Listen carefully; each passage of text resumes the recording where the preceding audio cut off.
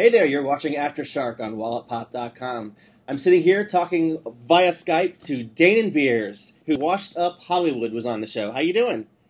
Good, I'm excellent today. How you guys doing? Pretty good, pretty good. Now, tell us about the name Washed Up Hollywood, and what is it that you design and create through this company?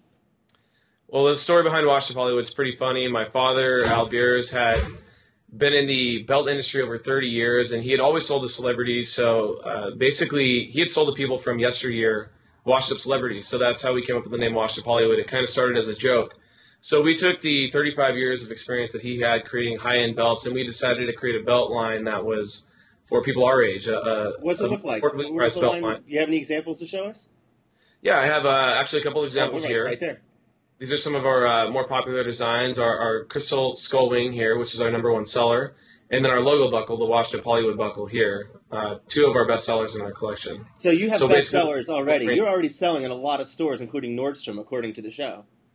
Yes, we're in over 300 stores, including Nordstrom, and then many boutiques across the country. But you still went to the Shark Tank because you needed more money to go to another level? Our stuff is very popular right now. We're blowing up. We really need the money to expand it, to go to more stores. We have so much popularity right now that we really want to just break this thing up, and this is our time. It's our moment.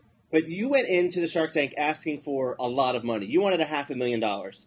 And that's more than most entrepreneurs go on the show asking for. Did you know that that number was sort of a high ask when you walked in there? You know, what's funny is when we started, we were going to ask for more money.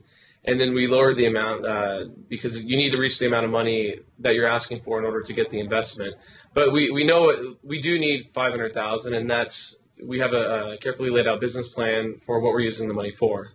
So it was high, but it's necessary. And brought the number down if you had wanted to? Could you have chosen to do that in the middle of everything? In the middle of the taping? Sure. Yeah. Could you say, okay, I'm not getting any bites on 500. What if I brought it down to 2?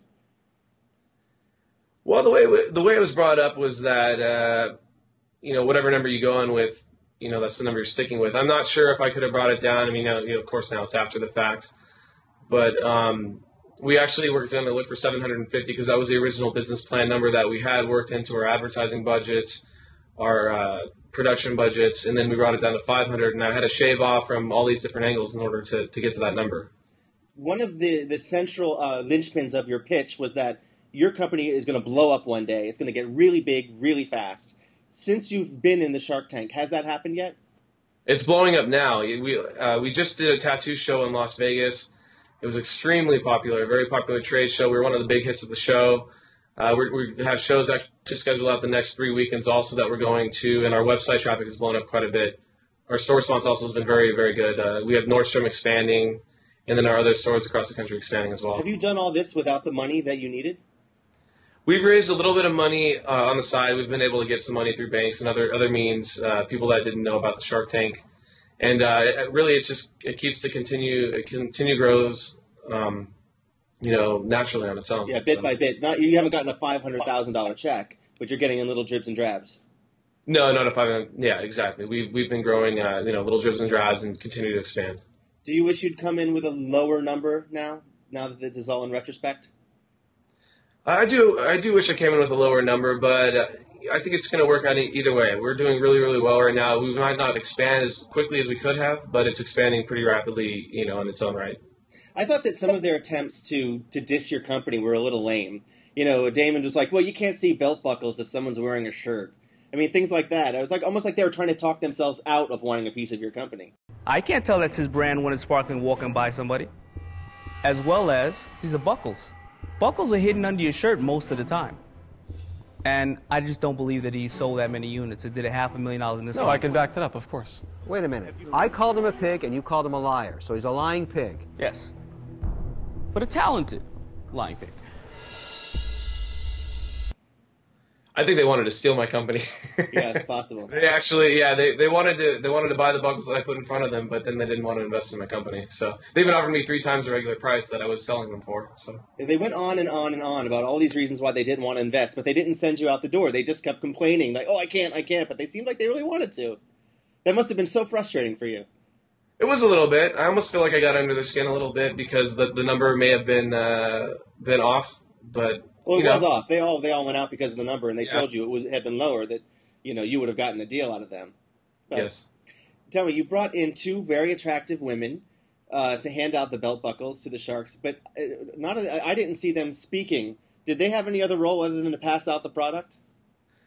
Well, actually, one of them is my sister, and she is a designer, and she was there basically just to pass out the product. I was the only one that was going to do the pitch, but she is part of the company, and the other one's a regular model that we use on our website and for most of our promotional ads. Oh, okay, so they weren't props. These are people who are really actively involved in your company.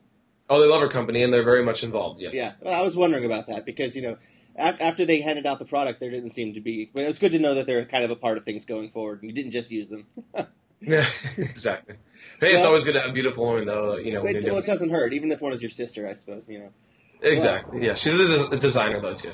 So. Well, congratulations on being the show. You're going to get a lot of publicity out of it and hopefully some orders for you. So even if you didn't get any money out of the Sharks, you at least got that. No, exactly. The publicity is huge. I think that, the After Effects lists are going to be very, very big. I'm very glad that I went to the Shark Tank, even though we didn't get a deal. And I think going forward, everything's going to be great. Yep, a lot of people come out of the show without getting a deal and still do pretty well, and hopefully you'll be the one of them. Thanks a lot for joining us here on AfterShark. Hey, if you want to see more videos with the entrepreneurs and all the sharks, you can find them right here, walletpop.com.